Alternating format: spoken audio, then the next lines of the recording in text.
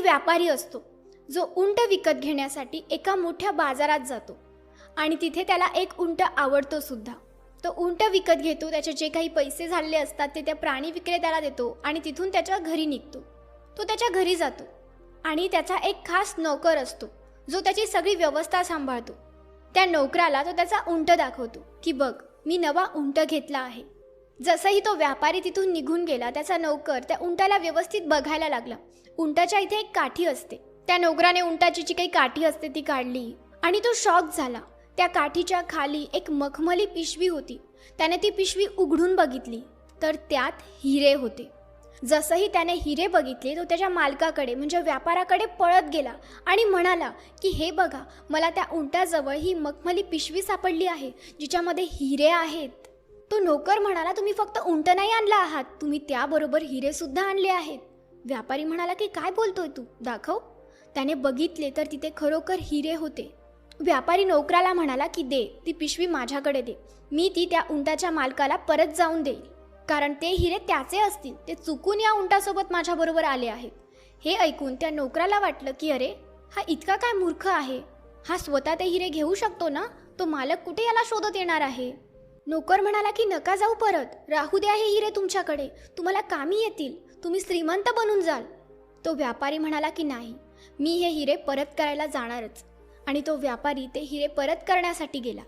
त्या मोठ्या बाजारात पोहोचल्यानंतर व्यापारी त्या उंटवाल्याला शोधायला लागला. उंटवाला त्याला सापडत नव्हता, पण कसा बसा सापडला. तो सापडल्यावर व्यापारी त्याला म्हणाला की बरं झालं तुम्ही सापडलात. हे बघा, उंटाच्या काठीखाली मला ही मखमली पिशवी सापडली ज्यात हिरे आहेत.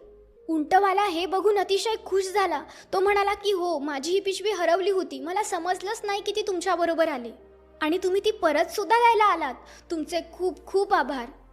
उंटवाला म्हणाला की आणा ना, लवकर माझी पिशवी माझ्याकडे द्या.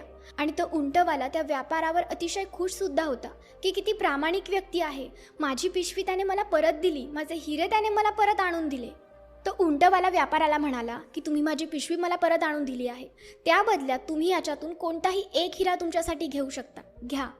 तो व्यापारी म्हणाला की नाही नाही, मी तर माझं फक्त कर्तव्य पूर्ण केलं आहे, मला ही तुमची पिशवी तुम्हाला परत द्यायची होती आणि मी माझं काम पूर्ण केलं आहे, आता मी इथून निघतो. उंटवाला म्हणाला की अहो नाही, घ्या ना यातला एक हिरा, तुम्हाला जो आवडेल तो निवडून तुमच्याकडे ठेवा. त्यानंतर तो व्यापारी म्हणाला की मी आधीच यातले 2 हिरे माझ्याजवळ ठेवून घेतले आहेत.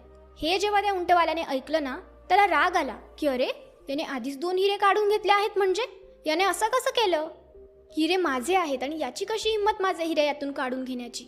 पण तरीसुद्धा त्या उंटवाल्याने त्याचा राग कंट्रोल केला आणि ते हिरे तो मोजत राहिला. जसंही त्याने ते हिरे मोजले, ते हिरे पूर्ण होते.